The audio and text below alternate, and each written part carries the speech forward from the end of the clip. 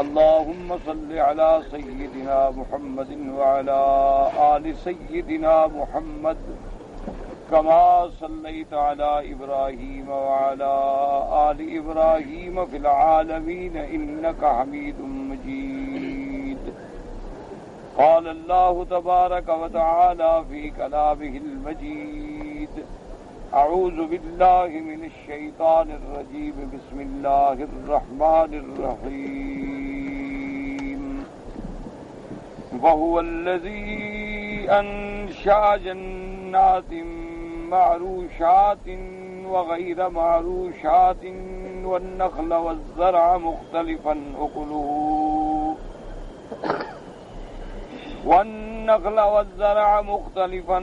أكله والزيتون والرمان متشابها وغير متشابه.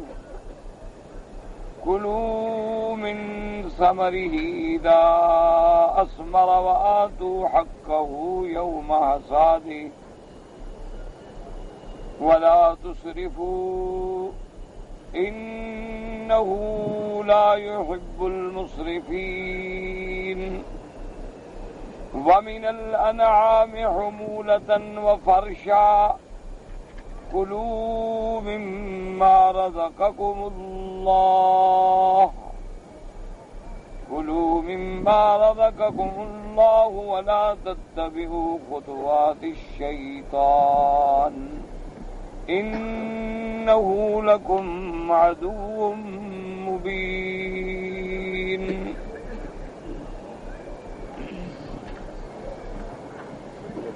اللہ تبارک و تعالی نے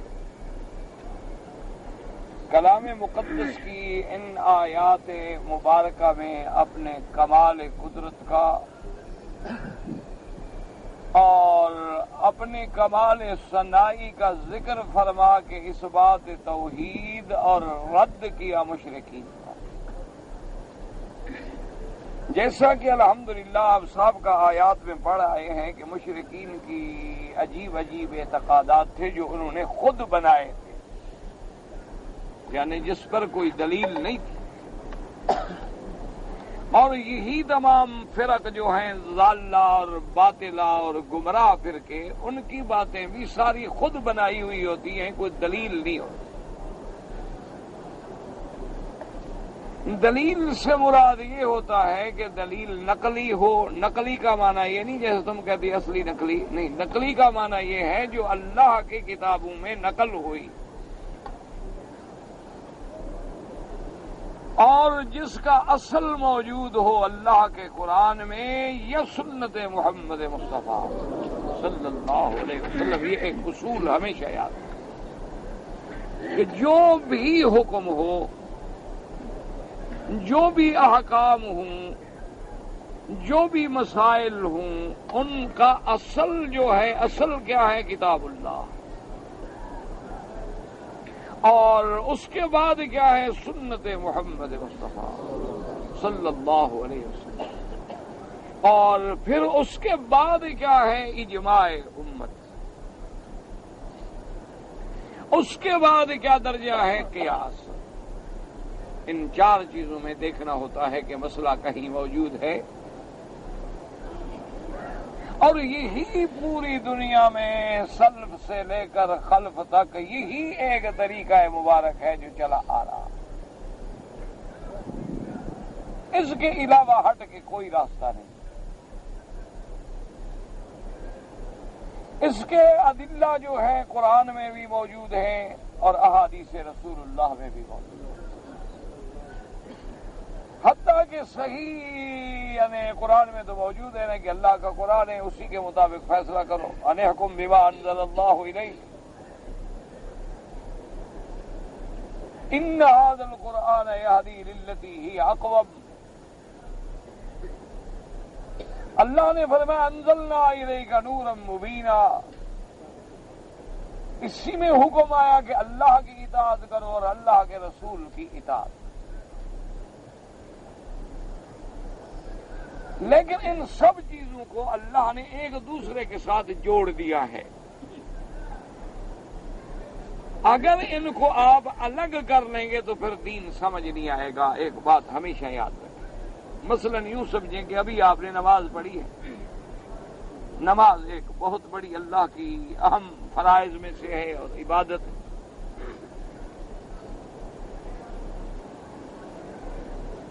لیکن اس نماز کو اللہ نے طہارت کے ساتھ جوڑ دیا ہے کہ اگر آپ پاک ہیں تو نماز ہوگی نا، ناپاک کی تو نماز نہیں ہوتی. تو اب اگر آپ نماز تو پڑھیں لیکن طہارت نہ ہو تو نماز نہیں، تو ایک دوسرے سے جڑی ہوئی ہے. اسی طرح آپ یہ سمجھ لیں کہ اللہ کی اطاعت جو ہے اور اس کے بعد میرے مدنی سرکار کی اطاعت ہے صلی اللہ علیہ وسلم، یہ بھی آپس میں ایسے جڑی ہوئی. اگر کوئی آدمی آج نعوذ باللہ یہ دعویٰ کرے کہ میں اللہ کا قرآن تو مانتا ہوں لیکن حضور کی بات پر میں عمل نہیں کرتا، تو اس کا معنی ہے وہ قرآن کو نہیں مانتا.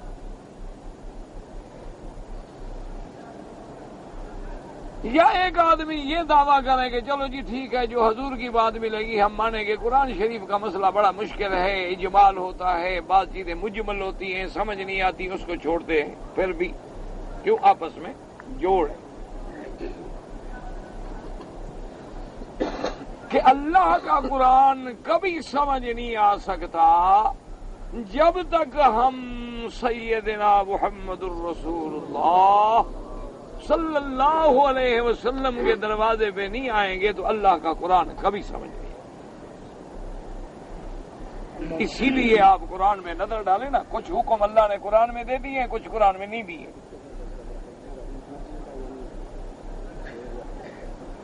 لا حول ولا قوت الا باللہ. اللہ تبارک و تعالی نے مثلا قرآن میں یہ تو حکم دے دیا ہے کہ بھئی نماز فرض ہے. اللہ نے یہ بھی قرآن میں حکم دے دیا ہے کہ بھئی نماز کے اوقات جو ہیں ایسے ہیں، کچھ نمازیں رات میں ہیں، کچھ نمازیں دن میں ہیں، کچھ نمازیں سورج نکلنے سے پہلے ہے، کچھ نماز سورج ڈوبنے سے پہلے ہے، کچھ نمازیں جو ہے سورج ڈوبنے کے بعد ہیں. یہ ذکر تو قرآن میں موجود ہے، لیکن نماز کا مکمل طریقہ پڑھنے کا کہ بھئی آپ کیسے کھڑے ہوں گے، آپ تکبیر کیسے کہیں گے، تکبیر کے بعد ثنا پڑھیں گے، اس کے بعد کیا پڑھیں گے، رکوع کیسے کریں گے، یہ سارا مسئلہ جو ہے قرآن میں نہیں.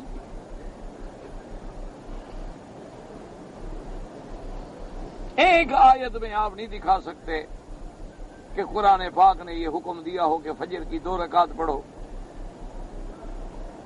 اور ظہر کی 4 رکعت پڑھو اور مغرب کی 3 پڑھو. پورے قرآن میں آپ کسی ایک آیت میں بھی یہ ثابت نہیں کر سکتے. وجہ اس کی کیا تھی؟ وجہ یہ تھی کہ اللہ نے ایک بات تو بیان کر دی قرآن میں اصول، اور نمونے کے لیے کس کو بھیجا؟ محمد رسول اللہ صلی اللہ علیہ وسلم. کیوں ہمیشہ قاعدہ ہے دنیا میں بھی آپ دیکھیں، بادشاہ تو ایک آرڈر کرتے ہیں 2 لفظ کا، باقی اب تفصیلات جو ہیں وہ تو نیچے والے ادارے کا کام ہے، ہر منسٹری کا کام ہے کہ پھر اس کے مطابق وہ اپنے سمریاں بنائے گی، اپنے آرڈر بنائیں گے، اپنے سب کچھ لکھیں گے، تفصیلات طے کریں گے، پھر سائن کے لیے بھیج دیں گے، آرڈر ہو جائے خلاص.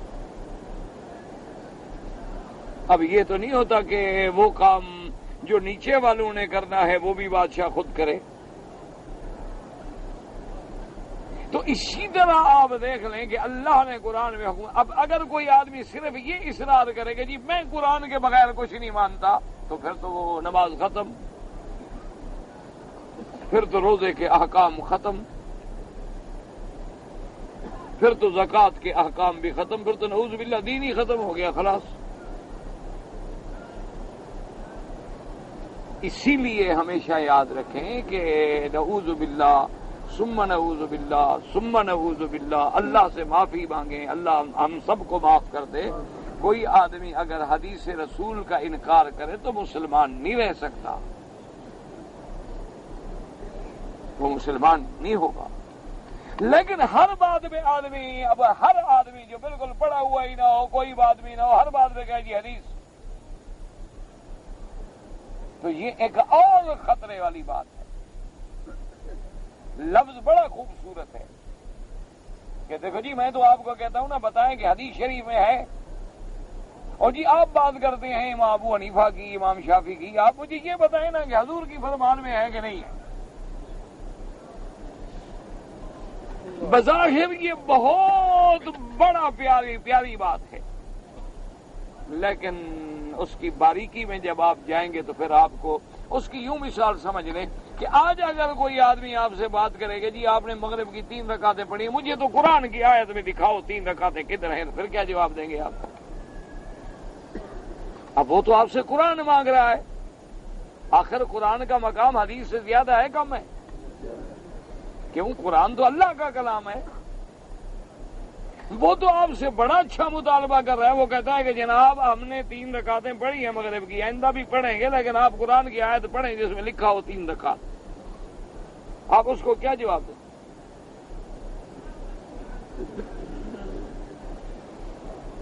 وہ آپ سے مطالبہ کریں، آپ اس کو کہتے ہیں کہ جناب بات یہ ہے کہ تم نے سونے چاندی کی زکوٰۃ جو ہے نا وہ دینی ہے 40واں حصہ. تو کہتے ہیں جی قرآن کی آیت پڑھیں. اللہ نے قرآن اتارا ہے،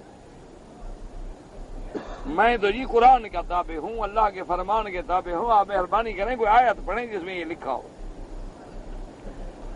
تو آپ کیا کریں گے؟ نتیجہ یہ نکلے گا کہ بات تو قرآن کی کر رہا ہے لیکن اصل دین ختم ہو رہا ہے.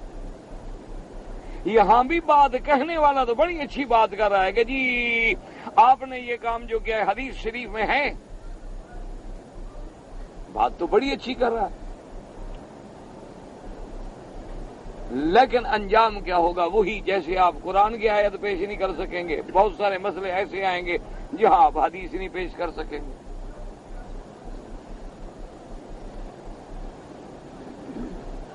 تو اس کا انجام کیا ہو جائے گا؟ انسان دین سے نکل جائے. اس لیے ہمیشہ یاد رکھے کہ یہ اللہ نے ایک دوسرے کے ساتھ ربط رکھا ہے کہ من یطع الرسول فقد اطاع اللہ، اور کہیں فرمایا لقد کان لکم فی رسول اللہ اسوۃ حسنہ، اور کہیں فرمایا اطیعوا اللہ واطیعوا الرسول، اور کہیں ارشاد فرمایا کہ فلا وربک لا یؤمنون حتی یحکموک فیما شجر بینہم ثم لا یجدوا فی انفسہم حرجا مما قضیت، اور کہیں پر میں ما آتاکم الرسول فخذوہ وما نہاکم عنہ فانتہوا. اب جس کا قرآن کی ان ساری آیتوں پہ ایمان ہے تو وہ فوراً سمجھ جاتا ہے کہ جو بات میرے مدنی پاک نے اللہ کے دین میں فرمائی ہے وہ نبی اپنی طرف سے نہیں کہہ رہے بلکہ اللہ کا حکم ہے. اس کے لیے مسئلہ کوئی مشکل نہیں. جب آپ کہیں گے کہ جی 3 رکعت مغرب کی کیوں پڑھتے ہیں تو وہ جواب دے گا کہ حضور نے مغرب کی 3 رکعت پڑھی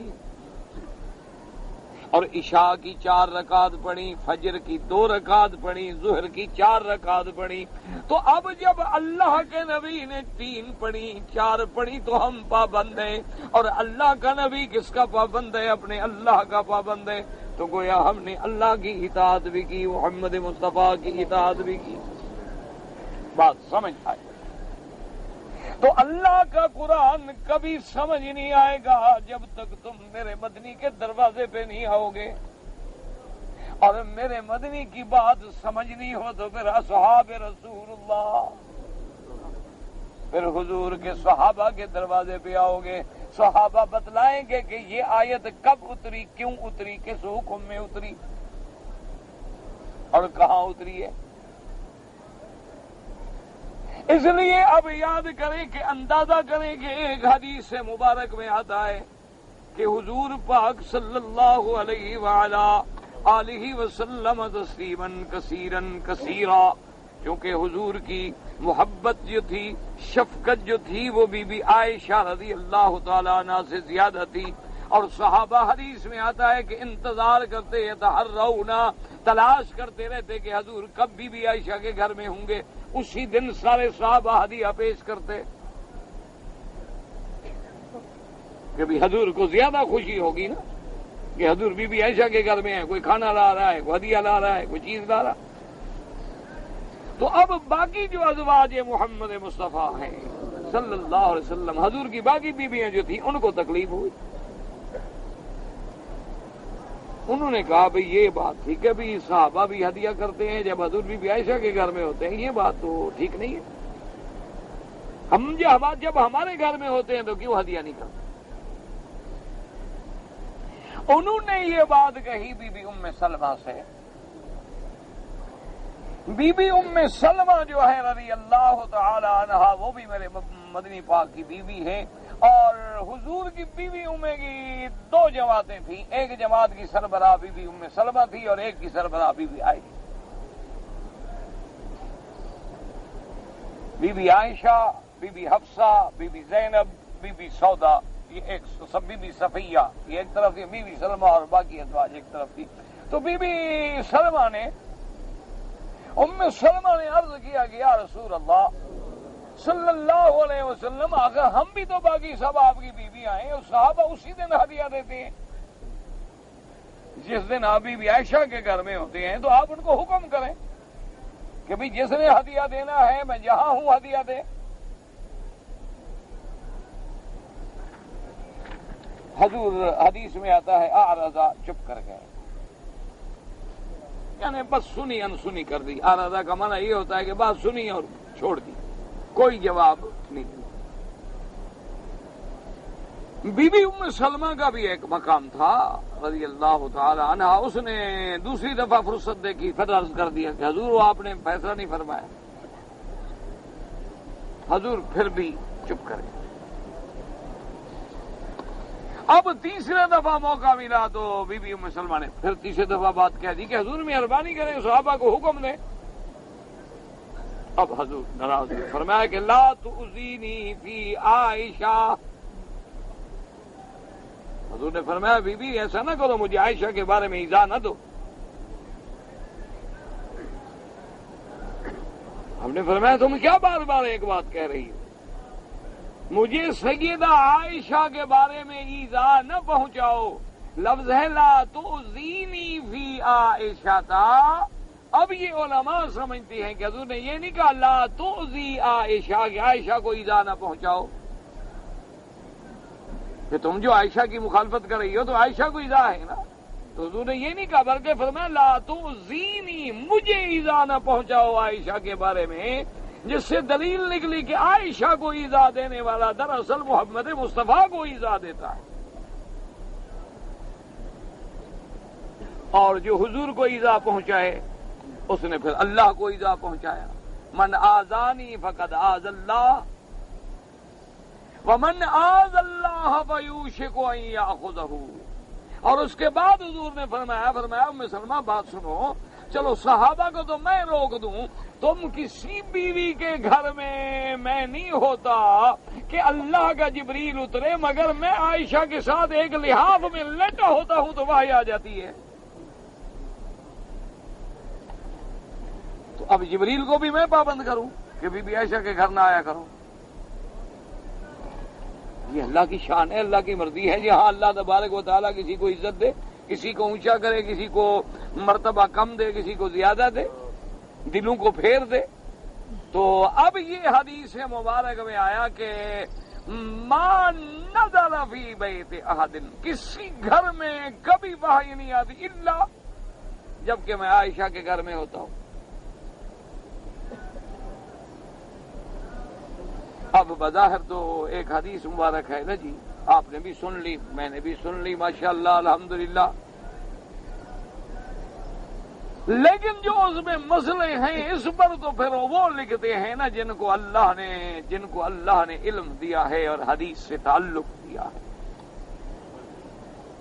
انہوں نے اس میں مسئلہ لکھا کہ بھائی صحابہ کا ہدیہ دینا جو ہے یہ حضور صلی اللہ علیہ وسلم کی ذمہ داری تو نہیں تھی، یہ تو دینے والے دے رہے تھے نا۔ حضور تو سب بیویوں کے ساتھ عدل کرتے تھے، ورنہ ایک بات آ جاتی ہے نا کہ یہ عدل تو نہ ہوا نا کہ ایک بیوی کے گھر میں ہدیے آئیں اور دوسری بیوی کے گھر میں ہدیے نہ آئیں۔ تو محدثین نے لکھا، انہوں نے کہا اس میں حضور کا کیا قصور ہے؟ حضور تو ہدیہ نہیں دے رہے، ہدیہ تو دینے والا دے رہے ہیں، تو اس میں حضور کی عدالت پر تو کوئی حرف نہیں آتا۔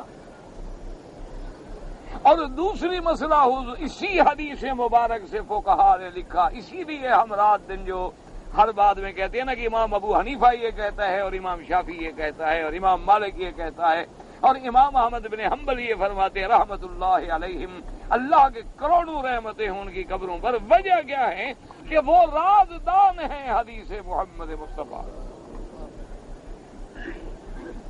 وہ رازدان ہیں اسرار قرآن کے اور حکم قرآن، ان کے بغیر گاڑی چل نہیں سکتی۔ بڑے سے بڑا عالم کیوں نہ بن جائے، اڑتا ہوا آ جائے فضاؤں میں، ان کے بغیر گاڑی نہیں چلتی۔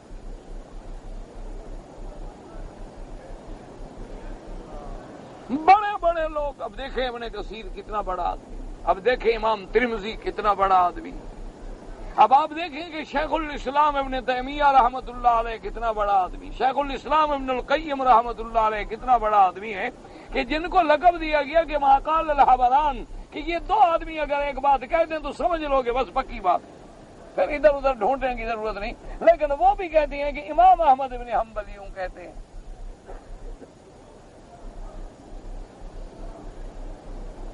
تو اب دیکھیں گے نا محدثین نے اس پہ بحث کی، انہوں نے کہا کہ بھئی اللہ کے بندے عدل کا کیا معنی، حضور کا اس میں کیا خلاف عدل بات ہے؟ حضور تو ہدیہ نہیں دے رہے نا کہ ایک بیوی کو دے رہے ہیں اور باقی کو نہیں دے رہے، اصل بات تو یہ ہدیہ دینے والے تو لوگ ہیں۔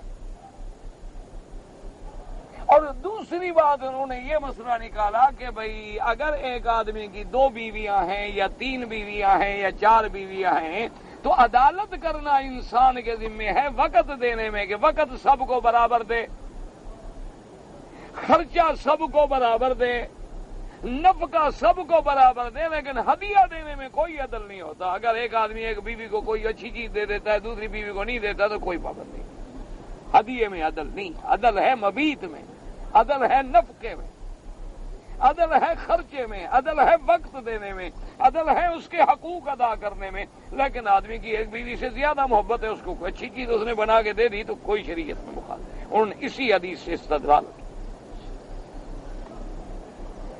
اور تیسری بات یہ ہے کہ اگر حضور پاک صحابہ کو روکیں کہ بھائی تم ہدیہ صرف بی بی عائشہ کے گھر میں جب میں ہوتا ہوں تو دیتے ہو، جب بیوی دوسری بیویوں کے گھر میں ہوتا ہوں تو نہیں دیتے ہو، ایسا نہ کیا کرو، جب میں کسی بھی بیوی کے گھر میں ہوں تم ہدیہ دیا کرو، تو اس میں ایک طرح اشارہ تو ہے نا کہ ہدیہ حضور مانگ رہے ہیں کہ دیا تو کرو۔ تو ہدیہ مانگنا بھی تو شریعت میں جائز نہیں ہے، تو حضور روکتے کیسے؟ یعنی ایک قسم کا اشارہ تو ہو گیا نا کہ بھائی تم ہدیہ اس وقت تو دیتے ہو جب میں بی بی عائشہ کے گھر میں ہوتا ہوں، لیکن ایسا نہ کیا کرو جب میں جہاں ہوں جس بیوی کے گھر میں ہوں ہدیہ دیا کرو۔ ہدیہ مانگ رہے ہو نا، تو جو مانگا جائے وہ ہدیہ تو نہیں ہوتا۔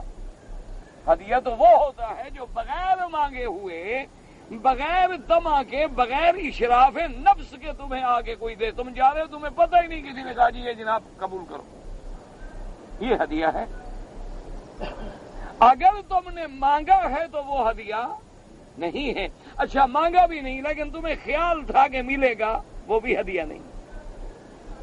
ایک بات سمجھ لو، جیسے مثال کے طور پر پیر کو پتا ہوتا ہے کہ میں مرید کے گھر جا رہا ہوں تو مرید مجھے نظر ضرور دے گا، اب اگر مرید دے نظر اور پیر لے لے تو یہ حرام ہے، یہ لینا حرام ہے شریعت میں۔ من غیر اشراف نفس ولا طمع۔ حضرت عمر آ رہے تھے، حضور پاک نے حضرت عمر کو ہدیہ دے دیا کہ بھئی یہ کپڑا ہے لے لو۔ حضور پاک کو کسی نے ہدیہ دیا تھا، حضور پاک نے وہی ہدیہ حضرت عمر کو دے دیا، جیسے ہم لوگوں کا تو اسی طرح ہوتا ہے نا اتباع سنت رسول پاک میں، کہ بھی ہمیں کسی نے دیا، ہم نے آگے کسی کو دے دیا، ادھر سے آیا اس کو دے دیا، ادھر سے آیا اس کو دیا، انہوں نے کہا یار ماشاء اللہ بولی مکی صاحب تو کروڑوں پتی آدمی، ماشاء اللہ سارے مکے کے ہوٹل ان کے ہیں، خود کرائے پہ رہتے ہیں 40 سال سے۔ انا للہ و انا الیہ راجعون۔ اللہ کے بندے اس طرح خدا بھرم رکھتا ہے ہم لوگوں کا۔ کئی دوست آ جاتے ہیں، اچھا جی میں 4 جوڑے بنا کے لے آیا، اب دیکھیں مجھے تو جوڑے آتے نہیں، میں نے رکھ لیے، جس کو پورا آتا ہے اس کو دے دو۔ میں کہا ماشاء اللہ یار مکی صاحب روز ایک جوڑا نیا دے رہے ہیں، اور بڑا قیمتی کپڑے کا۔ تو اس لیے اب سمجھیں حضور نے جب دیا حضرت عمر کو، حضرت عمر نے عرض کیا، کہ آقا ایک میرا عرض ہے کہ میرے پاس اس وقت کپڑے ہیں الحمدللہ، آپ کسی غریب کو کیوں نہیں دے دیتے جس کے کام آ جائے؟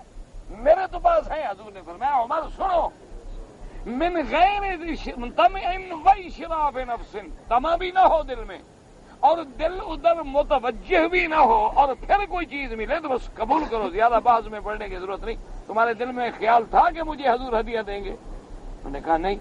تمہیں طمع تھا کوئی؟ انہوں نے کہا حضور نہیں۔ ہم نے فرمایا بس میں نے دے دیا تو لے لو، تمہیں ضرورت نہیں تو آگے کسی کو ہدیہ دے دینا۔ تو یہ مسئلہ بھی کہاں سے نکلا؟ اسی حدیث مبارک سے، سمجھ آ رہی ہے بات؟ اسی لیے حضرت تھانوی رحمت اللہ علیہ کے بارے میں لکھا ہے کہ وہ بہاولپور میں ہمارے نواب صاحب جو تھے فوت ہو گئے، اللہ ان کی قبر پہ رحمت فرمائے۔ تو ان کے دور میں پرانا صادق کا دور تھا، اس دور میں حضرت کہیں تشریف لے آئے تھے بہاولپور میں۔ تو جب حضرت آئے تو ملاقات ہوئی، اور ملاقات کے بعد حضرت تھانوی رحمت اللہ علیہ کی تو پھر علم کا دریا تھا، تو بڑے بادشاہ متاثر ہوئے نواب صاحب، تو اس کے بعد انہوں نے ہدیہ پیش کیا۔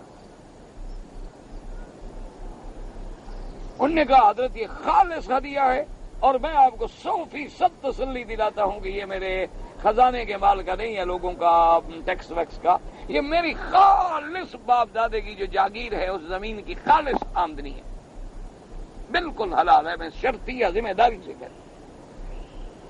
اب نے فرمایا میں نے نواب صاحب یہ تو نہیں کہا کہ آپ کا ہدیہ جو ہے حلال ہے یا حرام ہے، میں ہدیہ نہیں لے سکتا، مجھے شرعاً لینا جائز نہیں۔ نے کہا حضرت یہ کوئی زکوٰۃ تھوڑی ہے، صدقہ خیرات تھوڑا ہی تو ہدیہ ہے، ہدیہ قبول کرنا تو حضور کی سنت ہے۔ آپ نے فرمایا بھائی ہدیے میں شرط ہے کہ دل میں طمع بھی نہ ہو اور نفس کا اشراف نہ ہو۔ اشراف کا معنی عام اصل یہ ہوتا ہے کہ یار میں شاگرد کے گھر میں جا رہا ہوں، آخر میں اس کا استاد ہوں، کچھ نہ کچھ تو دے گا نا۔ تو یہ اشراف ہو گیا نا نفس کا، دل میں خیال آ گیا کہ کچھ نہ کچھ دے گا، اب دے تو نہ جائے۔ تو حضرت تھانوی نے کہا کہ نواب صاحب میں جب تھانہ بھون سے چلا تھا اور آپ کی ملاقات کا بھی پروگرام تھا کہ نواب صاحب سے ملاقات ہوگی، تو اسی وقت دل میں خیال آیا تھا کہ نواب لوگ جو ہیں یہ علماء کو پیروں کو کچھ نہ کچھ ہدیہ کرتے ہیں، تو چونکہ میرے نفس میں اشراف آ گیا تھا تو اب ہدیہ لینا ناجائز ہے، تو میں کیسے لے لوں؟ مہربانی کرے میں ہدیہ نہیں لیتا ہوں۔ اچھا نواب بھی بڑے سمجھدار تھے، آپ کی طرح ہماری طرح تو نہیں تھے، اللہ نے ان کو کرسی دی تھی تو عقل بھی دیا۔ انہوں نے کہا اچھا حضرت بہت اچھا، معاف کیجیے گا، بہرحال مجھے مسئلے کا پتہ نہیں تھا تو آپ نہیں لے سکتے، جزاک اللہ خیر۔ انہوں نے رکھ لیا اور حضرت کو رخصت کر دیا۔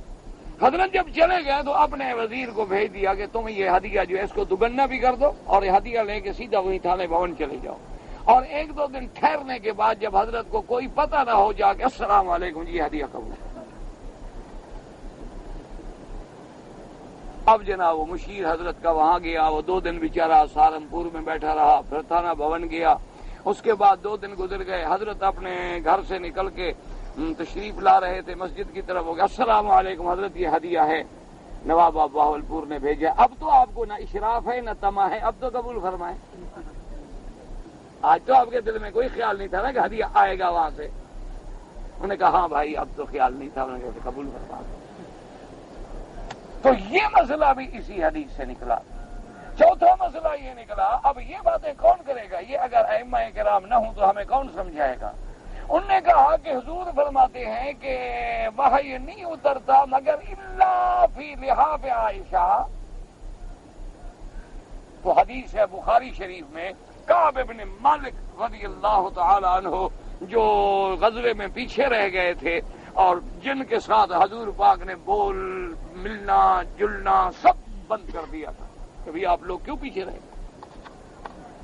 تو وہ فرماتے انزل توبتنا، اللہ پاک نے ہماری توبہ کی قبولیت کی آیتیں جو تھی قرآن میں اتاری وہو فی بیت ام سلمہ، اور حضور بی بی ام سلمہ کے گھر میں موجود تھے جب یہ قرآن اترا.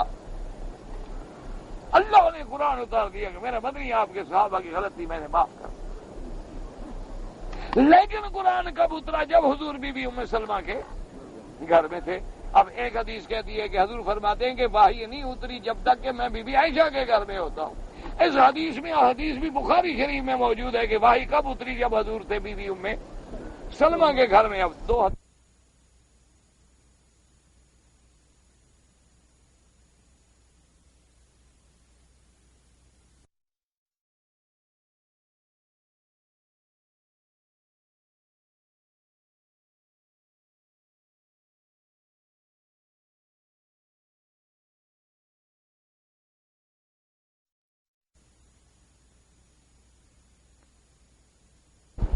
اب جتنے منکرین حدیث ہوتے ہیں وہ کہتے ہیں دیکھیں جی ابھی اس کو سچا مانے یا اس کو سچا مانے، دو میں ایک تو غلط ہے نا. تو لہذا مانا یہ ہے کہ حدیث سے اعتبار ہی اٹھ گیا، اگر دو میں ایک بھی غلط ہو جائے تو بات تو ختم ہو گئی. لیکن یہ محدثین کا کام ہوتا ہے. انہوں نے فرمایا کہ نہ، جو حضور نے جو فرمایا تھا بی بی عائشہ کے بارے میں یہ اس وقت کی بات ہے، ابھی تک اور وحی کسی بیوی کے گھر میں نہیں اترا تھا. بعد میں بی بی ام سلمہ کے گھر میں بھی وحی آ گئی. تو لہذا دونوں حدیثیں جمع ہو گئی، مشکل نہ رہی. تیسری بات یہ ہے، ایک ہے گھر میں وحی اترنا، ایک ہے حضور بستر پہ عائشہ کے ساتھ لیٹے ہوں اور وحی اترنا. یہ مقام عائشہ کا ہے اور کسی کا نہیں. اب دونوں حدیثیں جمع ہو گئیں. لیکن یہ حدیثیں ہمیں کب سمجھ آئیں گی؟ جب ہم صحابہ کے دروازے پہ آئیں گے اور صحابہ کے بعد ہم ائمہ کے دروازے پہ آئیں گے، ورنہ دین محمد مصطفیٰ کبھی سمجھ نہیں. اس لیے ہمیشہ یاد رکھا کریں کہ اللہ نے ایسے جوڑا ہوا ہے، ان کو توڑو گے تو پھر دین ختم ہو جائے. اب مشرکین جو بناتے ہیں مسئلے یا جو جاہل گھڑتے ہیں، ان کی بنیاد نہیں ہوتی، نہ قرآن سے جڑے ہیں، نہ حدیث سے جڑے ہیں، نہ صحابہ سے جڑے ہیں. صرف ایک نکلا ہے، کیوں کرتے ہو جی؟ اور جی ہمارا باپ دادا کرتا تھا. اور بھائی تمہارا باپ دادا کوئی دین کا ستون تھا کیا؟ اور جی بس ہم نے دیکھا ہے ہمارے گھر میں اسی طرح یہ ہوتا آ رہا ہے. دلیل بھی دلیل کو، اور جی دلیل کا تو ہمیں پتہ نہیں نا. آخر باپ دادے ہمارے سارے بے دین تو نہیں تھے نا، داڑھی بھی تھی، نماز بھی پڑھتے تھے، مسجدوں میں بھی جاتے تھے، لیکن 11ویں شریف بھی کرتے تھے. بس دلیل یہ ہے کہ بابا اچھا تھا اور بابا کرتا تھا. بھائی حدیث میں، قرآن میں، سنت میں، صحابہ میں، اہل بیت میں، اولیاء کہتے جی نہیں، ان کا تو ہمیں پتہ ہی نہیں نا، نہ ہم نے کبھی قرآن پڑھا ہے کہ قرآن آئے. حدیث کے تو ہم خیر کبھی قریب ہی نہیں گئے، صحابہ کے تو حضور ہمیں نام بھی نہیں آتے. ہم نے تو یہی باپ دادا دیکھا ہے نا اپنا. اور یہی مشرکین کا جواب ہوتا تھا، انا وجدنا آباءنا علی امۃ، کہ ہم نے اپنے باپ دادے کو اسی طریقے پہ پایا ہے، ہم بھی انہی کے طریقے پہ چل رہے ہیں. اب اللہ فرماتا ہے کہ ظالم ہو، تم نے جو گھڑ لیا ہے کہ یہ جانور بتوں کا ہے، یہ خدا کا ہے، یہ کھیتی اللہ کی ہے، یہ بتوں کی ہے، اور یہ حلال ہے اور یہ حرام ہے. پہلے یہ تو بتلاؤ کہ یہ ساری چیزوں کو پیدا کرنے والا کون ہے؟ اب اس کا جواب تو کافر بھی نہیں دے سکتے تھے نا. وہ کیا کہیں؟ بت نے پیدا کیا. ان کے پلے میں جواب ہی نہیں واضح ہوا اس کے کہ کہیں کہ خدا نے. اس لیے اب قرآن کہتے اب سمجھیں گے تو انشاءاللہ آیت سمجھ آ جائے گی. وَهُوَ الَّذِي أَنشَأَ جَنَّاتٍ مَعْرُوشَاتٍ وَغَيْرَ مَعْرُوشَاتٍ. اللہ نے فرمایا اسی کی ذات ہے جس نے پیدا کیا ہے تمہارے لیے جنات، تمہارے لیے باغ پیدا کیے ہیں، اور ان میں بعض چیزیں ایسی ہیں معروشات. معروشات کا معنی جن کو تم اوپر سے چھتیں بنا کے ڈالتے ہو، جیسے انگور کی بیلیں اردو میں کہتے ہیں ٹٹیاں بنا کے ڈالنا، لکڑی کی چیزیں بنا کے اوپر ڈالی جاتی، وغیر معروشات، اور بعض چیزیں ایسی ہیں جن کے لیے تم کوئی چیز بناتے نہیں ہو بلکہ زمین پہ بچھی پڑی ہے۔ انگور دیکھو، انگور کی بیلیں کبھی نیچے نہیں لگتی بلکہ لکڑیوں کے تم ایسے چھپر بناتے ہو، پھر وہ بیلیں چھپر پہ چڑھتی ہیں، خدا کی شان۔ اور اگر خربوز، تربوز، ان کی بیلیں دیکھو تو زمین پہ بچھی پڑی ہیں، سب زمین پہ پڑی ہوئی ہیں، ان کے لیے کسی چھپر بنانے کی ضرورت نہیں۔ اور اس کے بعد اللہ تبارک و تعالی فرماتے ہیں وَالنَّخْلَ وَالزَّرْعَ، اور جو پیدا کیا جس نے کھجور کو، وَالزَّرْعَ، اور کھیتی کو، مُخْتَلِفًا أُكُلُهُ، اور جن کا ذائقہ بھی مختلف ہے۔ بعض علماء نے فرمایا أُكُلُهُ کا ضمیر زرع کی طرف راجع ہے کہ اللہ نے تیرے لیے کھیتیاں پیدا کی ہیں، کہیں گندم ہے، کہیں چاول ہے، کہیں باجرہ ہے، کہیں مکئی ہے، اور سب کا ذائقہ بھی مختلف ہے۔ اور بعض نے فرمایا کہ نخل کی طرف ضمیر راجع ہے کہ اللہ نے کھجور پیدا فرمائی، لیکن کھجوروں کے ذائقے بھی الگ ہیں۔ یعنی آپ اندازہ کریں کہ اس سرزمین میں تقریباً 360 قسم کی کھجوریں پائی جاتی ہیں۔ اب آپ مدینہ منورہ میں چلے جائیں، وہاں جا کے جناب دیکھ لیں کہ اللہ نے جتنی کھجوریں پیدا کی ہیں، اجوا کا اپنا ذائقہ ہے، کلمہ کا اپنا ذائقہ ہے، حلوہ کا اپنا ذائقہ ہے، سفاری کا اپنا ذائقہ ہے، رتانہ کا اپنا ذائقہ ہے، سکری کا اپنا ذائقہ ہے۔ ہاں، جتنی کھجوریں کے انواع و اقسام ہیں سب کو کھائیں، دیکھیں عجیب بات ہے، ہر چیز کا اپنا اپنا ذائقہ۔ بعض ایسی بھی ہیں ماشاءاللہ جن میں گٹھلی کوئی نہیں، ان کا اپنا ذائقہ ہے۔ اسی طرح آپ دیکھیں گسیم سے، احسا سے خلاص آتی ہے اور کھجوریں آتی ہیں، ہر کھجور کا اپنا رنگ ہے، اپنی شکل ہے، اپنا ذائقہ ہے، کوئی لمبی زیادہ ہے، کوئی سرخ ہوتی ہے، کوئی پیلی ہوتی ہے، کوئی سفید ہوتی ہے، کوئی آدھی پکتی ہے، آدھی کچی رہتی ہے، کوئی پوری پک جاتی ہے، کوئی پوری نہیں پکتی ہے۔ اللہ نے فرمایا مختلفاً اکلہ، اور فرمایا ظالم اس بات پہ غور کر کے باغ ایک ہے، زمین ایک ہے، پانی ایک ہے، فضا ایک ہے، موسم ایک ہے، کھجور کا درخت بھی ایک ہے لیکن درخت کی شکلیں بھی الگ، کھجور کی شکلیں بھی الگ اور ذائقہ بھی الگ۔ کہیں کھجور دیکھو چھوٹی چھوٹی کھجوریں ایسے ہاتھ سے کھڑے ہو کے نکلتا، اور کہیں اتنی لمبی کھجوریں ہیں ماشاءاللہ کے رس سے ڈال ڈال کے بندہ چڑھتا ہے اور جان نکلتی ہے، اوپر دیکھے نیچے اتنا اونچا چلا گیا۔ اور پھر ہر کھجور کا ہم نے اپنا ذائقہ رکھا، اور کھیتیاں ہیں ایک زمین میں ہیں، یہاں گندم کاشت ہے، یہاں جو کاشت ہے، اس کے ساتھ باجرہ کاشت ہے، اس کے ساتھ مکئی کاشت ہے، ہر چیز کا سٹہ بھی الگ ہے، دانہ بھی الگ ہے، سائز بھی الگ ہے، ذائقہ بھی الگ ہے۔ مختلفاً اکلہ والزیتون والرمان، اور وہ ذات جس نے زیتون کو پیدا کیا، زیتون کا دانہ، زیتون کا درخت، زیتون کا پھل، یہاں الحمدللہ مکے میں تو عام چیز ہے، ہر جگہ ملتا ہے، والرمان، اور انار، متشابہا وغیر متشابہ۔ اللہ فرماتا ہے کہ دیکھو بعض انار ایک دوسرے سے ملتے ہیں اور بعض ہے انار لیکن ایک دوسرے سے نہیں ملتا، کوئی بڑا ہے کوئی چھوٹا ہے، کوئی سرخ ہے کوئی سفید ہے، کوئی کندھاری ہے، کوئی کندھار سے آنے والا، کوئی طائف سے آنے والا، اور پھر ہر انار کا اندر اپنا ذائقہ ہے، اور انار کو کھولو تو اندر موتیوں کی طرح اس دانے کو کس نے جوڑا ہے۔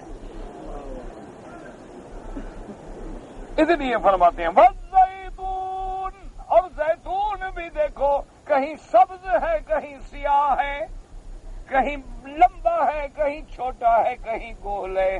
فرماتے ہیں والزیتون والرمان متشابہا وغیر متشابہ، کلوا من ثمرہ اذا اثمر وآتوا حقہ یوم حصادہ ولا تسرفوا انہ لا يحب المسرفین۔ المسرفین۔ اللہ نے فرمایا کہ میرے بندے یہ سب میں نے کیوں پیدا کیا؟ مجھے تو کوئی ضرورت نہیں۔ اللہ نے ساری کھیتیاں کیوں پیدا کی، سارے پھل کیوں پیدا کیے؟ وہ تو کھانے سے بھی پاک، وہ پینے سے بھی پاک ہے۔ فرمایا تیرے لیے تو میں نے پیدا کیا بندہ، کلوا من ثمرہ، ان پھلوں کو کھاؤ، فائدہ اٹھاؤ، لیکن یہ تو نہ کرو کہ پھل میرے کھاؤ، سجدے قبروں پہ کرو، یہ تو نہ کرنا۔ زمین میری پہ رہو، آسمان میرے کی چھت کے نیچے رہو، پانی میرا پیدا کردہ پیو، کھیتیاں میری اگائی ہوئی، اور منتیں نظر نیاز عبد القادر جیلانی کے نام پر۔ اسی لیے فرمایا کچھ تو شرم کرو، غور کرو یہ چیزیں کس نے پیدا کی ہیں؟ تو جو پیدا کرنے والا ہے اس کا حق ہے یا ان کا حق ہے جنہوں نے کچھ پیدا نہیں کیا؟ کہ کبھی تم کہتے ہو یہ جانور فلاں پیر کا ہے، کبھی فلاں پیر کا ہے، کبھی فلاں بت کا ہے، کبھی فلاں بت کا ہے، یہ تو بتاؤ انہوں نے کیا پیدا کیا؟ اور پھر غور کرو جن کی تم منتیں مان رہے ہو ان کو کس نے پیدا کیا؟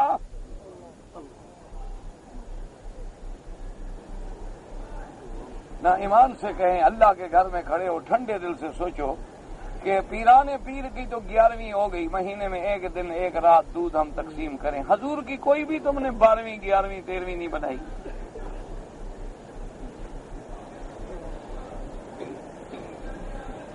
وجہ اس کی کوئی وجہ اچھی، آدم علیہ السلام جو ابا ہے اس کے نام پر بھی کوئی پہلی دوسری رکھ لیتے، سب کو راضی کرتے نا، تھوڑا تھوڑا چلو بھی سارے راضی ہو جائیں، حضرت حسین سے بھی بنی رہے، یزید سے بھی نہ بگڑے۔ اس لیے قرآن کہتے ہیں غور کرو کس نے پیدا کیا؟ اگر میں نے پیدا کیا ہے تو پھر میری چیزوں کو غیر کے نام پر نسبت کیسے کر رہے ہو؟ اور پھر پیدا بھی میں نے تیرے لیے کیا کہ کلوا من ثمرہ، کھاؤ، چاہو تو تم کچا کھا لو، چاہو تو پکنے کا انتظار کرو، جب پھل آئے کھاؤ، جب کھاؤ، جیسے کھاؤ، پکا کے کھاؤ مرضی۔ بعض چیزیں ایسی ہیں جن کو سالن میں پکا کے کھاؤ، بعض ایسے ہیں جن کے اچار بنا کے کھاؤ، بعض ایسے ہیں جن کو ویسے تم استعمال کرو، بعض چیزیں ایسی ہیں جن کی روٹیاں پکا کے کھاتے ہو، کلوا من ثمرہ۔ لیکن فرمایا خبردار ایک بات کا خیال رکھنا، وآتوا، کھانے کے ساتھ یہ یاد، وآتوا حقہ یوم حصادہ، اور ان پھلوں کا، ان سبزیوں کا، ان کھیتوں کا جب کٹنے کا وقت آئے تو اس کا حق بھی ادا کیا کرو۔ وہ حق کیا ہے سمجھو؟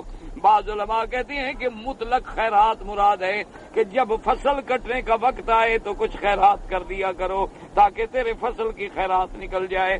گندم کا وقت ہے تو گندم میں خیرات کر دو، کپاس ہے تو کپاس میں خیرات کر دو، باجرہ ہے، چاول ہے، تو سب پھلوں کا وقت ہے تو پھلوں میں خیرات کر دو۔ کیوں؟ وہ کہتے ہیں کہ یہ سورت آیا جو ہے مکی ہے، اور مکے میں تو زکوٰۃ کا حکم آیا نہیں تھا، یہ مطلق خیرات ہے۔ وآتوا حقہ یوم حصادہ، جیسے قرآن دوسرے مقام پہ فرماتا ہے وفی اموالہم حق للسائل والمحروم۔ اللہ نے فرمایا میرے مومن بندے جو ہیں ان کے مالوں میں ان کا بھی حق ہے جو پھرتے پھرتے سوال کرتے ہیں، اور ان کا بھی حق ہے جو نہیں مانگتے لیکن مستحق ہیں، گھروں میں بیٹھے ہیں، کبھی ہاتھ نہیں پھیلاتے، ان کو بھی دیا کریں۔ اس لیے فرمایا جب تیری کھیتی کٹنے کا وقت آئے تو کھیتی میں خیرات کیا کرو۔ اور بعض علماء نے فرمایا کہ نہیں، زکوٰۃ کا حکم مکے میں آ گیا تھا، سورت مزمل میں بھی زکوٰۃ کا حکم موجود ہے، اس آیت میں بھی موجود ہے، اس کی تنفیذ مدینے میں ہوئی ہے لیکن حکم مکے شریف میں آ چکا تھا۔ اس لیے اللہ پاک کی رحمت دیکھیں، شان دیکھیں کہ جس جس چیز میں مشقت کم ہے اس پہ زکوٰۃ اتنا زیادہ ہے، اور جتنا بندے پہ مشقت زیادہ ہے زکوٰۃ اتنی کم ہے۔ کیا مانا؟ آج اگر تیری زمین سے کوئی سونے کی کان نکل آئے، کوئی چاندی کی کان نکل آئے، کوئی تانبا نکل آئے، تو اس کا کیا حق ہے؟ خمس، 5واں حصہ دو۔ کیوں؟ کوئی بغیر محنت کے تیرے گھر سے ایسے سونا نکلا ہے، تو ہل چلانے کے اندر سے سونا نکلا ہے، تم نے تو کنواں کھودا تھا کہ ذرا پانی شانی کا انتظام کرے اور نعمت مل گئی۔ تو اس لیے حکم ہے کہ بھائی چونکہ بغیر مشقت کے ملا ہے 5واں حصہ خیرات بیت المال کو دو۔ اور اگر کھیتی ہے اور کھیتی پانی آسمان کے پانی پہ پکتی ہے، بارانی زمینیں ہیں، دامانی زمینیں ہیں جہاں بارشوں پہ فصل ہوتی ہے، فرمایا اس کا 10واں حصہ عشر دو۔ اور اگر ایسی کھیتی ہے جو تم کنویں سے پانی لگاتے ہو یا نہر سے پانی لگاتے ہو یا ٹیوب ویل سے پانی لگاتے ہو، مالیے آبیہ نے پیسے بھرتے ہو، فرمایا یہاں 20واں حصہ دو، کیونکہ تمہاری مشقت بھی ہے اور تم نے خرچ بھی کیا ہے تو ہماری زکوٰۃ اتنی کم کر دو، اس کا 20واں حصہ ادا۔ اور اگر سونا چاندی ہے تو اس میں محنت بھی زیادہ ہے، وقت بھی زیادہ ہے، پیسہ کمانا بھی آسان نہیں ہوتا، فرمایا وہاں پر 40واں حصہ دو۔ جتنی محنت بڑھتی جائے گی اتنی اللہ پاک زکوٰۃ میں کمی کر دیں گے۔ فرمایا وَآتُوا حَقَّهُ يَوْمَ حَصَادِهِ، آگے فرماتے ہیں وَلَا تُسْرِفُوا، اس میں اسراف نہ کرو، اللہ اسراف کرنے والوں کو پسند نہیں فرماتے۔ اب علماء نے لکھا کہ کیا معنی اسراف نہ کرو؟ خیرات میں تو کوئی اسراف نہیں ہوتا، چاہے بندہ جتنا خیرات کر دے، تو یہ اللہ نے کہتے فرمایا کہ حق تو ادا کرو، زکوٰۃ ادا کرو، عشر ادا کرو، لیکن اسراف نہ کرو۔ اس کا کیا معنی؟ حالانکہ اسراف تو نہیں ہوتا، جیسے روایات میں آتا ہے نا کہ حضرت معاویہ رضی اللہ تعالی عنہ نے حضرت حسن کو بھیجا ہدیہ، اس دور میں 20,000 درہم۔ جب آیا تو حضرت حسن حسین دونوں بھائی جو بیٹھے تھے چلانے جو بیٹھے، شام کو ختم۔ تو حضرت معاویہ کو خط لکھا، انہوں نے کہا حضرت آپ نے جو 20,000 درہم بھیجا تو اسی دن نے چلا دیا ہے، تو ان کے پاس کچھ نہیں ہے۔ تو حضرت نے خط لکھا، انہوں نے کہا حضرت لا اسراف، اسراف اللہ کو پسند نہیں ہے، تو نہیں ہے کہ 20,000 ایک دن میں ہی چلا دو، تو لا اسراف فی المال۔ تو حضرت حسن حسین جواب نے لکھا کہ اسراف اس میں ہوتا ہے جو غلط جگہ پہ خرچ، لا اسراف فی الخیر، خیر میں اسراف ہوتا ہی نہیں، جتنا مرضی ہے خرچ کرو، ہمیں تم 2 لاکھ بھی بھیجتے تو ہم چلا دیتے۔ اسراف وہ ہوتا ہے جو پیسہ غلط کام پہ لگے، چاہے 1 پیسہ بھی لگے، جو اچھے کام میں لگے وہ کیا اسراف ہے؟ ہم نے تو خیرات کر دیا ہے۔ تو اللہ فرماتے ہیں لا تسرفوا، اسراف نہ کرو، تو کیا مطلب؟ علماء نے فرمایا یہ بھی اسراف ہے کہ جب کھیتی پکے تم بیوی بچوں کا بھی فکر نہ کرو، وہیں بیٹھے بیٹھے ساری چلا دو، نہ، یہ بھی حکم نہیں۔ پہلے اپنے گھر کا بھی سوچو، یہ تو نہیں کہ بیوی بچے بھیک مانگتے رہے تم خیرات کرتے رہو، یہ کہاں کی خیرات ہے؟ انہ لا یحب المسرفین، اور فرمایا وَمِنَ الْأَنْعَامِ حَمُولَةً وَفَرْشًا، اور جن جانوروں کو تم کہتے ہو کہ یہ جانور بحیرہ ہے، صاحبہ ہے، وسیلہ ہے، یہ بت کے نام پہ، یہ آستان کے نام پہ، یہ پیر کے نام پہ، فرمایا ان جانوروں کو جن پہ تم بار برداری کرتے ہو یا نہیں کرتے ہو، کس نے پیدا کیا؟ اللہ نے فرمایا پیدا تو میں کروں، لیکن بکرے اٹے گھٹے چڑھاؤ قبروں پر، کیا کر رہے ہیں؟ وَمِنَ الْأَنْعَامِ حُمُولَةً وَفَرْشًا كُلُوا مِمَّا رَزَقَكُمُ اللَّهُ، اللہ نے فرمایا جو رزق ہم نے تم کو دیا ہے کھاؤ پیو، تمہارے لیے حلال ہے۔ وَلَا تَتَّبِعُوا خُطُوَاتِ الشَّيْطَانِ، اور شیطان کے قدموں پہ نہ چلو، کبھی وہ تمہیں غیر اللہ کی نظر کے لیے لے جائے گا، کبھی تمہیں غیروں پہ بکرے ذبح کروائے گا، کبھی غیروں کے نام پہ جانور چھڑوائے گا، کبھی اللہ کے حلال کو حرام کرے گا، حرام کو حلال کرے گا۔ انہ لکم عدو مبین، شیطان تمہارا کھلا دشمن ہے، اپنے دشمن سے بچنے کی احتیاط کرو۔ اللہ آپ کو، مجھے، ہر مسلمان کو شیطان سے بچائے۔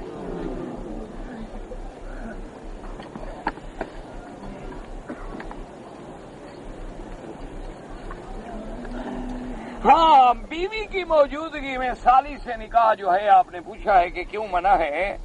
پہلی بات تو یہ ہے کہ ایک مسئلہ یاد رکھو کہ جن جن چیزوں کو اللہ منع کر دیں، اللہ کے رسول منع کر دیں، بس ہمارا ایمان ہونا چاہیے کہ بس منع۔ ایک موٹی بات یاد رکھو، کیونکہ ہر بات پہ اگر دلیل آئے گی تو پھر کوئی چیز سمجھ نہ آئے تو آدمی کا ایمان چلا جاتا ہے۔ یہ ٹھیک ہے، ہمارا ایمان ہے کہ کوئی اللہ کا حکم بغیر دلیل کے، بغیر عقلی فائدے کے، بغیر ہمارے اس کی وجہ یہ ہے، یاد رکھو، اگر دو بیویاں ہوں تو آپس میں بغض ہوتا ہے بیویوں میں یا محبت ہوتی ہے؟ ہاں جی، وہ اس کو کاٹے گی وہ. تو اگر دو بہنیں ہوں تو ایک بہن دوسری بہن کو کاٹے، دوسری بہن کو کاٹے، یعنی دو بہنوں میں اللہ دشمنی کروائے. اس لیے اللہ نے منع کر دیا کہ دو بہنیں ایک نکاح میں جمع ہی نہیں ہو سکتی، تاکہ وہ الگ ہو، یہ الگ ہو، ایک دوسرے کی دوست رہیں، نہ کہ ایک دوسرے کی دشمن بنے.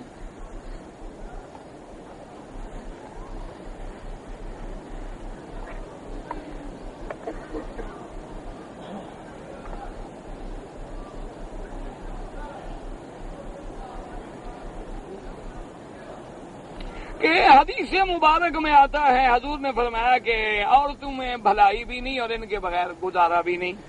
کمینہ آدمی جو ہے وہ عورت پہ سوار ہو جاتا ہے اور شریف پہ عورت سوار ہو جاتی ہے. حضور نے فرمایا اچھا ہے بھی ہم شریف ہی بن کے رہیں گے، تو نہیں کہ ہم برے بن جائیں. تو واضح بات ہے، کیا سمجھیں اس میں مشکل کیا ہے؟ یہ تمہارے سامنے ہے. ہر شریف آدمی کو بیوی نچا کے رکھتی ہے اور ہر غنڈے سے عورت ڈرتی ہے. یہ واضح بات ہے. اس میں کون سی چھپی ہوئی بات ہے کہ تمہیں سمجھ نہیں آ رہی حدیث؟ اور عورت جو ہے وہ فطرتاً ہے ٹیڑھی نا، تو جو ٹیڑھا اس سے زیادہ ہوگا اس سے تو سیدھی بن کے رہے گی نا. تو سیدھے آدمی کو تو ٹیڑھی لگے گی. پیدا ہی ضلع سے ہوئی ہے تو ضلع ہوتی ہی ٹیڑھی ہے، پسلی سے جو پیدا ہوئی ہے. اور بائیں پسلی سے اللہ نے پیدا کی ہے. دل ادھر قریب ہوتا ہے، اس لیے دل کا میلان بھی عورت کی طرف ہوتا ہے. صبر بھی نہیں ہو سکتا اس کے بغیر، توالد تناسل بھی نہیں ہو سکتا. اس میں تو کوئی ایسا مشکل نہیں ہے. اور کوئی تمہارے دماغ میں بات اٹکی ہو تو وہ مجھے لکھو، مجھے سمجھ آئے تو میں جواب دوں نا. ایک مسلمان جو ہے وہ کتنے بانیاں رکھ سکتا ہے؟ جب تم جنگ کرو تمہارے نصیب میں جتنی آئیں، پہلے جہاد پہ تو جاؤ نا. زندہ رہو گے تو بانیاں رکھو گے نا. جب تم خود ہی مر جاؤ گے تو تمہاری بیوی بھی انشاءاللہ کسی اور سے شادی کرے گی. تمہیں بانیوں کا کیوں فکر ہے؟ بانیاں اس وقت ہوتی ہیں جب اسلام کے مطابق جہاد ہو اور پھر مجاہدین میں وہ عورتیں تقسیم کی جائیں. وہ مقدر ایک آئے نہ آئے. وطن کی محبت جو ہے، میں نے کسی حدیث میں یہ تو نہیں پڑھا کہ نصف الایمان، البتہ یہ آتا ہے کہ وطن کی محبت ہوتی ہے. جیسے کہ حدیث مبارک میں ہے کہ حضور پاک جب مدینہ شریف جا رہے تھے، آپ رابق کے قریب گزرے تو حضور رونے لگ گئے. تو حضرت صدیق نے پوچھا کہ کیوں رو رہے ہیں؟ فرمایا مجھے مکہ یاد آ گیا. تو اس میں کوئی شک نہیں کہ وطن کی محبت ہوتی ہے.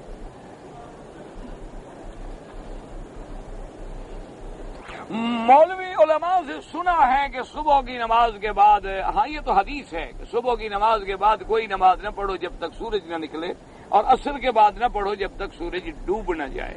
باقی ائمہ کرام صرف مکے میں حرم میں اجازت دیتے ہیں، چونکہ وہ ایک حدیث ہے کہ حضور نے فرمایا تھا کہ بنی عبد مناف کو کہ لوگوں کو منع نہ کیا کرو، جب چاہے نماز پڑھیں، جب چاہے طواف کریں. جی میں داتا دربار گیا تھا مکہ مکرمہ آنے سے پہلے. وہاں میں نے دیکھا کہ لوگ واقعی قبروں پہ سجدے کر رہے تھے. میں کھڑا ہوا تھا تو وہاں جو خادم تھا تو اس نے مجھے زبردستی ڈانٹ کے کہا کہ فوراً سجدہ کرو. تو میں نے بھی بے خیالی میں سجدہ کر لیا. تو توبہ کرو، اللہ سے معافی مانگو. انا للہ و انا الیہ راجعون.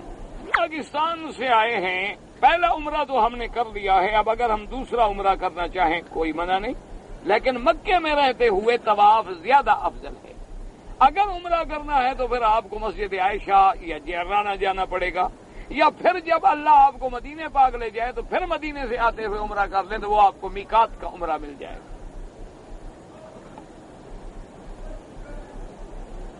آخری رمضان المبارک میں یہاں جو قیام اللیل پڑھا جاتا ہے تو قیام اللیل تو حدیثوں میں موجود ہے. باقی جماعت کے ساتھ پڑھنا جو ہے وہ بعض علماء قائل ہیں، بعض علماء قائل نہیں. مقصد تو جاگنا ہے، جاگتے رہیں آپ. ہمارے حرم شریف میں بھی ایسے لوگ ہیں جو 11ویں کا ختم کرتے ہیں یا غوث العظم کا نعرہ لگاتے ہیں. حضور پاک کو ہر محفل میں حاضر ناظر مشرک ہیں، کافر ہیں. توبہ کریں، استغفار کریں، اللہ کے آگے توبہ کریں. حاضر ناظر صرف اللہ کی شان ہے، اور یا حرف ندا ہے، اس سے غیر اللہ کو پکارنے والا شرک اکبر کرتا ہے، مشرک ہو جاتا ہے. باقی یہ بات نہ کہا کریں کہ جی مکے میں رہتے ہیں اور مکے میں رہتے ہیں. ابو جہل کہاں رہتا تھا؟ نہ وہ آپ کے ملک کے تھے، آپ کے علاقے کا آدمی تھا کوئی. ابھی لہب، اتبا، اتیبا، شیبہ، ربیعہ، ولید بن المغیرہ، یہ جتنے بڑے بڑے کافر تھے، مشرک تھے، میرے محبوب کے دشمن تھے، یہ کہاں رہتے تھے؟ ہمارے ملک سے تو نہیں آئے تھے. ہمارے ملک والے تو شریف آدمی ہیں، پیر کو بھی سجدہ کرتے ہیں، حضور کی کہاں مخالفت کرتے ہیں؟ ہمارے ملک کے تو سیدھے سادے لوگ ہیں، ماشاءاللہ شریف آدمی ہیں. کوئی قریشی بھی آ جائے تو ماشاءاللہ سجدہ، پیر صاحب آ جائے سجدہ، قبر شریف کوئی اچھی نظر آ جائے سجدہ. اچھا قبر نہ بھی ہو ویسے بھی تم کوئی ریشمی غلاف کسی تھوڑی سی مٹی کچھ چیز بنا کے ڈال دو نا، 15-20 دن کے بعد وہاں بھی گزرتے ہوئے سلام، جھنڈا لگا دو وہاں سلام، تعزیہ شریف کو سجدہ، دلدل شریف کو سجدہ. ہمارے لوگ تو بڑے سیدھے سادے شریف ڈھیلے آدمی ہیں. یہ تو بڑی نرم مٹی کی بنی ہوئی قوم ہے. اسی لیے اب دیکھو نا، یہ تو غوث العظم کو بھی نہیں چھوڑ رہے بیچارے، ابھی تک پیران پیر کا نعرہ لگاتے ہیں. انا للہ و انا الیہ راجعون. میں پابندی کے ساتھ پڑھتا ہوں، لیکن نماز میں وسوسے آتے ہیں. نماز میں جو وسوسے آئیں تو یہ علامت ہے تمہارے ایمان کی. اچھی بات ہے، یہ بری بات نہیں ہے. چور وہاں ڈاکہ مارتا ہے جہاں سونا چاندی پڑا ہو. خالی گھر میں چور کیا لینے آئے گا؟ تیرے گھر میں ایمان ہے تو وہ ڈاکہ مارتے ہیں نا، کچھ اس کو پریشان کروں. اور یاد رکھو، تمہیں وہ وسوسہ ڈال رہا ہے لیکن تم نے نماز پوری کر دی تو شیطان ہار گیا، تم کامیاب ہو گئے. یہ تو اچھی بات ہے کہ تم شیطان کو ذلیل کر رہے ہو. وہ وسوسہ ڈال رہا ہے نماز نہ پڑھو، تم کہتے میں پڑھوں گا. وسوسہ ڈال رہا ہے یاد ادھر اس کو یاد کرو تو نہیں، میں نے 4 رکعت پوری کرنی ہے. اب شیطان ذلیل ہو رہا ہے، تم کامیاب ہو رہے تو اچھی بات ہے. بری بات ہے، بری تو تب ہوتی جب شیطان کامیاب ہو جاتا، تم ناکام ہو جاتا. کہ وہ وسوسہ ڈالتا اور تم نماز چھوڑ دیتے، پھر تو ناکامی تھی.